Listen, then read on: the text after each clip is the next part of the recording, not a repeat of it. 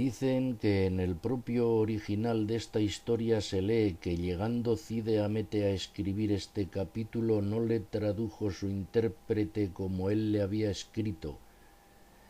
que fue un modo de queja que tuvo el moro de sí mismo por haber tomado entre manos una historia tan seca y tan limitada como esta de Don Quijote, por parecerle que siempre había de hablar dél y de Sancho sin osar extenderse a otras digresiones y episodios más graves y más entretenidos.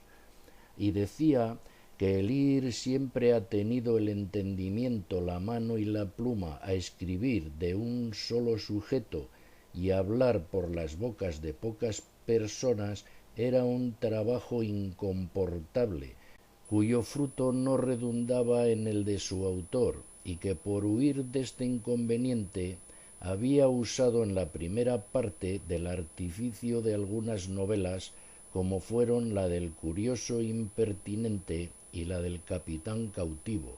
que están como separadas de la historia, puesto que las demás que allí se cuentan son casos sucedidos al mismo Don Quijote, que no podían dejar de escribirse. También pensó, como él dice, que muchos, llevados de la atención que piden las hazañas de Don Quijote, no la darían a las novelas y pasarían por ellas o con priesa o con enfado, sin advertir la gala y artificio que en sí contienen, el cual se mostrará bien al descubierto cuando por sí solas, sin arrimarse a las locuras de Don Quijote ni a las sandeces de Sancho, salieran a la luz. Y así, en esta segunda parte no quiso ingerir novelas sueltas ni pegadizas, sino algunos episodios que lo pareciesen, nacidos de los mismos sucesos que la verdad ofrece, y aun estos limitadamente y con solas las palabras que bastan a declararlos, y pues se contiene y cierra en los estrechos límites de la narración, teniendo habilidad, suficiencia y entendimiento para tratar del universo todo, pide no se desprecie su trabajo y se le den alabanzas, no por lo que escribe, sino por lo que ha dejado de escribir. Y luego prosigue la historia, diciendo que en acabando de comer Don Quijote el día que dio los consejos a Sancho, aquella tarde se los dio escritos para que él buscase quien se los leyese, pero apenas se los hubo dado cuando se le cayeron y vinieron a manos del duque, que los comunicó con la duquesa, y los dos se admiraron de nuevo de la locura y del ingenio de Don Quijote. Y así, llevando adelante sus burlas, aquella tarde enviaron a Sancho con mucho acompañamiento al lugar que para él había de ser ínsula. Acaeció pues que el que le llevaba a cargo era un mayordomo del duque muy discreto y muy gracioso, que no puede haber gracia donde no hay discreción, el cual había hecho la persona de la condesa Trifaldi con el donaire que queda referido, y con esto y con ir industriado de sus señores de cómo se había de haber con Sancho, salió con su intento maravillosamente. Digo pues que acaeció que así como Sancho vio al tal mayordomo, se le figuró en su rostro el mesmo de la Trifaldi, y volviéndose a su señor le dijo: Señor, o a mí me ha de llevar el diablo de aquí de donde estoy en justo y en creyente, o vuestra merced me ha de confesar que el rostro de este mayordomo del duque que aquí está es el mesmo de la dolorida. Miró Don Quijote atentamente al mayordomo y, habiéndole mirado, dijo a Sancho: No hay para qué te lleve el diablo, Sancho, ni en justo ni en creyente, que no sé lo que quieres decir,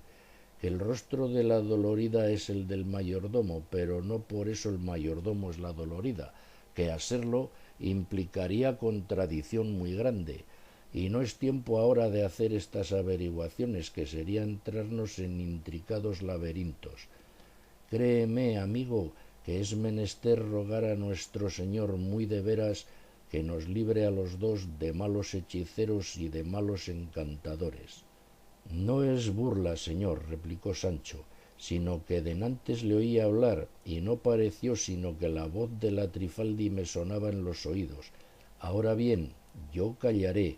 pero no dejaré de andar advertido de aquí adelante a ver si descubre otra señal que confirme o desfaga mi sospecha. Así lo has de hacer, Sancho, dijo don Quijote, y darásme aviso de todo lo que en este caso descubrieres y de todo aquello que en el gobierno te sucediere. Salió, en fin, Sancho acompañado de mucha gente, vestido a lo letrado, y encima un gabán muy ancho de chamelote de aguas leonado, con una montera de lo mesmo sobre un macho a la jineta, y detrás de él, por orden del duque, iba el rucio con jaeces y ornamentos jumentiles de seda y flamantes. Volvía Sancho la cabeza de cuando en cuando a mirar a su asno, con cuya compañía iba tan contento que no se trocara con el emperador de Alemaña. Al despedirse de los duques les besó las manos y tomó la bendición de su señor, que se la dio con lágrimas, y Sancho la recibió con pucheritos.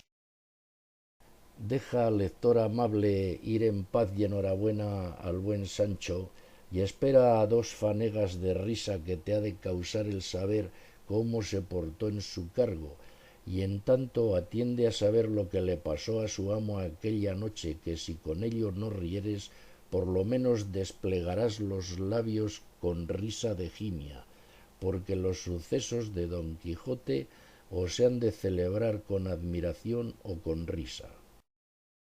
Cuéntase, pues, que apenas se hubo partido Sancho cuando don Quijote sintió su soledad, y si le fuera posible revocarle la comisión y quitarle el gobierno, lo hiciera. Conoció la duquesa su melancolía y preguntóle que de qué estaba triste, que si era por la ausencia de Sancho, que escuderos, dueñas y doncellas había en su casa que le servirían muy a satisfacción de su deseo. Verdad es, señora mía, respondió don Quijote, que siento la ausencia de Sancho, pero no es esa la causa principal que me hace parecer que estoy triste, y de los muchos ofrecimientos que vuestra excelencia me hace, solamente acepto y escojo el de la voluntad con que se me hacen, y en lo demás suplico a vuestra excelencia que dentro de mi aposento consienta y permita que yo solo sea el que me sirva. En verdad, dijo la duquesa, señor don Quijote, que no ha de ser así, que le han de servir 4 doncellas de las mías, hermosas como unas flores. Para mí, respondió don Quijote, no serán ellas como flores, sino como espinas que me puncen el alma. Así entrarán ellas en mi aposento, ni cosa que lo parezca, como volar. Si es que vuestra grandeza quiere llevar adelante el hacerme merced sin yo merecerla, déjeme que yo me las haya conmigo y que yo me sirva de mis puertas adentro, que yo ponga una muralla en medio de mis deseos y de mi honestidad. Y no quiero perder esta costumbre por la liberalidad que vuestra Alteza quiere mostrar conmigo. Y en resolución, antes dormiré vestido que consentir que nadie me desnude. No más, no más, señor don Quijote, replicó la duquesa. Por mí digo que daré orden que ni aun una mosca entre en su estancia, no que una doncella. No soy yo persona que por mí se ha de descabalar la decencia del señor don Quijote, que, según se me ha traslucido, la que más campea entre sus muchas virtudes es la de la honestidad. Desnúdese vuesa merced y vístase a sus solas y a su modo como y cuando quisiere, que no habrá quien lo impida, pues dentro de su aposento hallará los vasos necesarios al menester del que duerme a puerta cerrada, porque ninguna natural necesidad le obligue a que la abra. Viva 1000 siglos la gran Dulcinea del Toboso, y sea su nombre extendido por toda la redondez de la tierra, pues mereció ser amada de tan valiente y tan honesto caballero, y los benignos cielos infundan en el corazón de Sancho Panza, nuestro gobernador, un deseo de acabar presto sus disciplinas para que vuelva a gozar el mundo de la belleza de tan gran señora.